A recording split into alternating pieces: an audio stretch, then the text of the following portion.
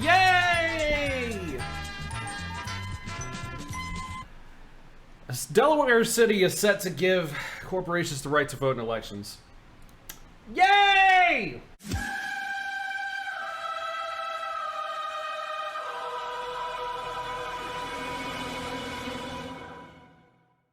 The state of Delaware is famously business friendly, with more than 1.8 million entities registered in the first state. Companies outnumber its human residents nearly 2 to 1. The one city is now moving to raise businesses' influence in the state even further with a proposal to grant them the right to vote. Seaford, a town of about 8,000 on the Nanticoke, something like that, River, amended its charter in April to allow businesses, including LLCs, corporations, trusts, and partnerships, the right to vote in local elections. The law would go to effect once both houses of Delaware's state legislature approve it. The proposal has rekindled a debate over how much power corporations should have in local government, with fierce opposition from civic interest groups who say businesses already wield way too much influence over politics. It was very shocking to see this attempt to have artificial entities have voting rights, said Claire Snyder Hall, executive director of Common Cause Delaware, a watchdog group. We're seeing voter suppression all over the country, and this is the flip side, she added. It's not saying the residents of Seaford can't vote, but it's diluting their votes by allowing non-residents to vote. These are folks that have fully invested in their communities with the money, with their time, with their sweat. We want them to have a voice if they choose to take it. According to Delaware Online, there are 234 entities, including LLCs, trusts, and corporations, headquartered in Seaford, a significant number for a town where an April election only garnered 340 votes. Seaford is one of several towns that already allow absentee property owners, those who own a property but do not occupy it, to vote on certain issues like taxes. The proposed charter amendment would expand that further to allow any artificial entity, including but not limited to corporations, partnerships, trusts, and limited liability companies, to vote in all elections. Under the proposal, corporate entities must register as voters with City Hall and include a list of their beneficial owners. City officials are then intended to cross-check these lists with resident voter rolls to prevent double voting. However, Snyder Hall noted that the legislation only outlaws double voting for human residents of Seaford, permitting it for out-of-town business owners. If you're a snowbird, you don't get to vote twice. Once in Florida, once in Delaware. To become law, the charter amendment must be passed by 2/3 of the state legislature and then signed by the governor. The current session ends June 30th, which is in 2 days from recording this, that is, but restarts next January when the charter amendment could be considered again. The bill's sponsor, Republican State Representative, of course, Danny Short. Danny, to not sponsor this isn't a tall order.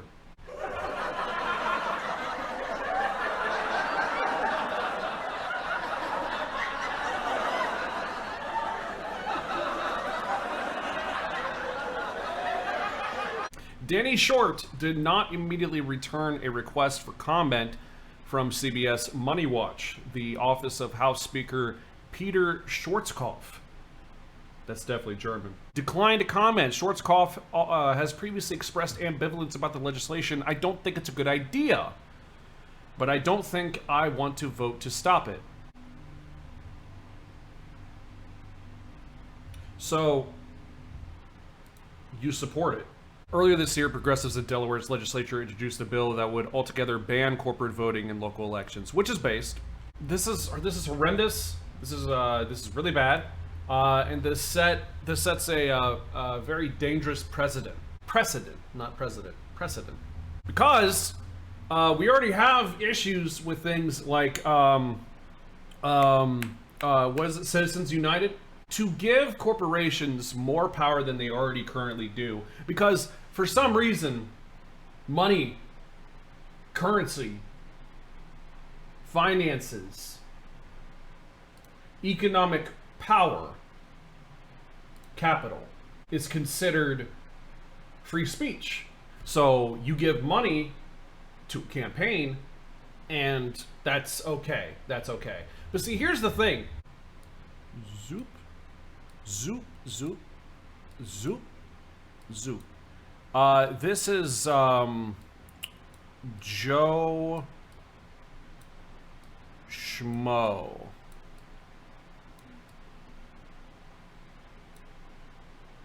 That's a horrible spelling, but it doesn't matter. Skmo. There we go. I guess that works. And then you've got this guy. We'll just name him Steve. Okay, so we got Joe Skmo and Steve. Okay, these two people are, funny enough, two different people. They are Big D for different.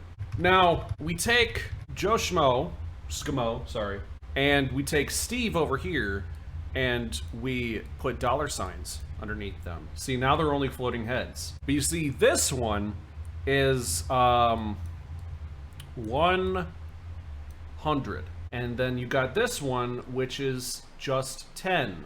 Following me? Now you have below them an election between a Republican and a Democrat. Now, I'm not going to get into the specificities of this example. This is just a simple example. We both know that both political parties both take money from Wall Street. They both got big donors. They both got PACs and super PACs.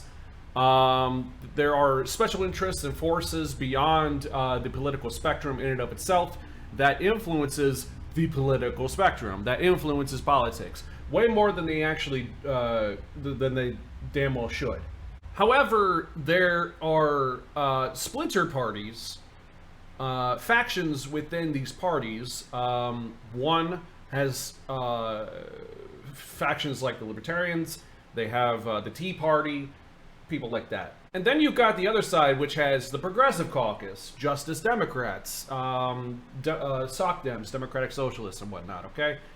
Both of these entities, both of these smaller collections of factions within each party are small in number, okay?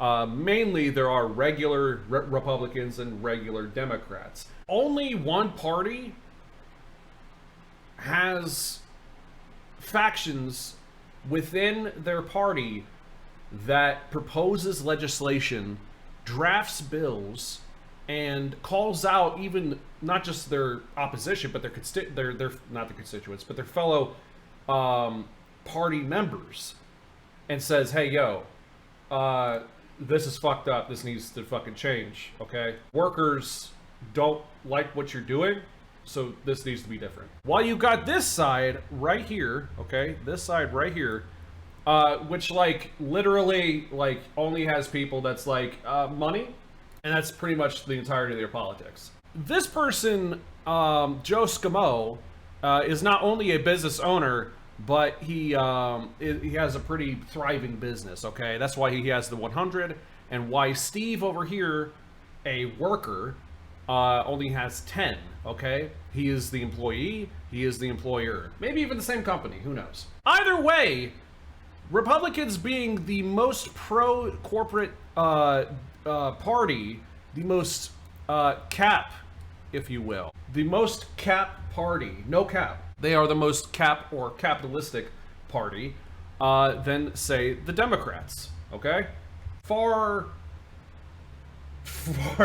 way farther and way deeper, much more so than the Democrats, okay?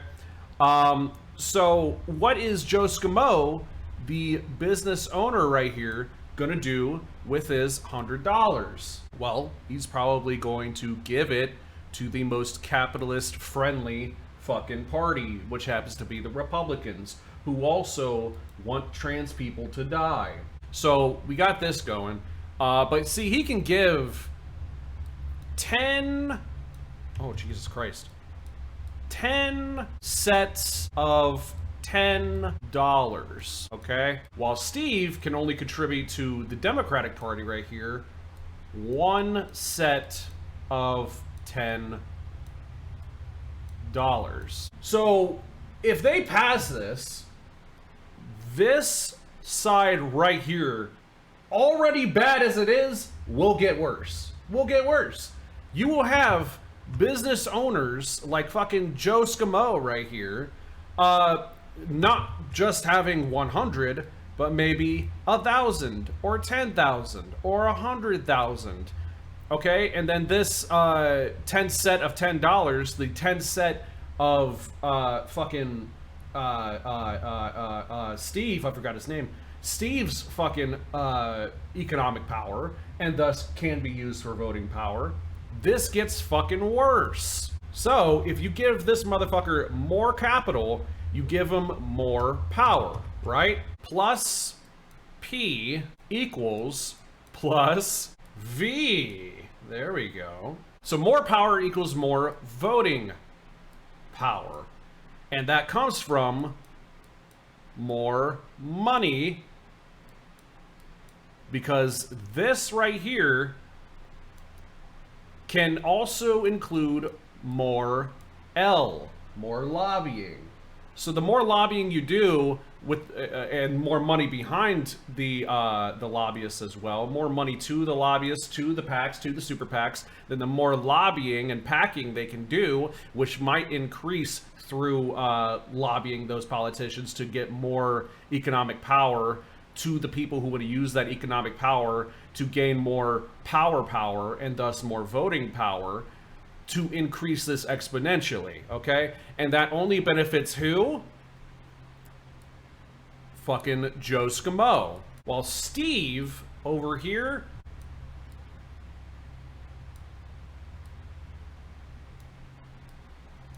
is getting a rocket up 2 uppercase C's. No, that is not a flying dick in his ass. That is indeed a rocket ship going into 2 capital C's, or 2 crescent moons, and not a full moon, if you will. It's not a dick and an ass. It's a rocket and 2 C's, 2 crescent moons. Okay? All right. This is so dumb. I just kind of wanted an excuse to pull up Paint, not gonna lie. But this is a problem! This is a problem. This is not good. This is not good. Okay? If we truly want to save democracy, if we want to keep it, at least in its current incarnation, one person, one vote, then we cannot allow corporations to have, first of all, more than one vote. But honestly, not even one vote. How about no fucking votes? Because corporations are not fucking people. They're not people. They're not citizens. Here's the thing, and this is my argument. This is how I'm going to close this out with. Corporations, not CEOs, not boards of directors, not employees. The corporation itself. Can you tell me anything about the Mayflower? Can you tell me about slavery? Can you tell me who Christopher Columbus is? And I hope it's the accurate one, not the whitewashed one. Can you tell me who Pocahontas is? Have you ever seen The Lion King? Who is George Washington? Who is Abraham Lincoln? And why is Abraham Lincoln, although he did sign the Emancipation Proclamation, a piece of shit because he didn't want to free the slaves? He only signed the Emancipation Proclamation because he wanted to just unite the country and stop all the arguing, basically. Can the company itself, the corporation itself, the trust, the partnership, the LLC, can the entity itself, the building, tell me what democracy is? No. No, it cannot. Can Amazon or any of these other fucking corporations out of Seafried, can they take a civics test? Can they take the same test that's necessary for immigrants to take when they enter this country and follow a path to citizenship and want to earn citizenship in that way? Can they take the same test that they have to take? I don't think so. No, no, no, no. Corporations do not deserve citizenship, and thus they should not be able to vote. If a corporation cannot take and pass a path to citizenship, necessary civics and basic American history test in order to earn citizenship. If it cannot take that oath or whatever they take, if it cannot do the Pledge of Allegiance or anything like that, then it shouldn't be allowed to vote. Period. Period. Immigrants can, though. And so, there you go. There you go right there. Overturn Citizens United, and anything else that they try to do that's real, like, snaky and sneaky can get them fucked by a white-hot rod of molten metal and iron. They can get hot fucked. Hot fucked. They can get hot fucked. Real hot fucked. Sun fucked.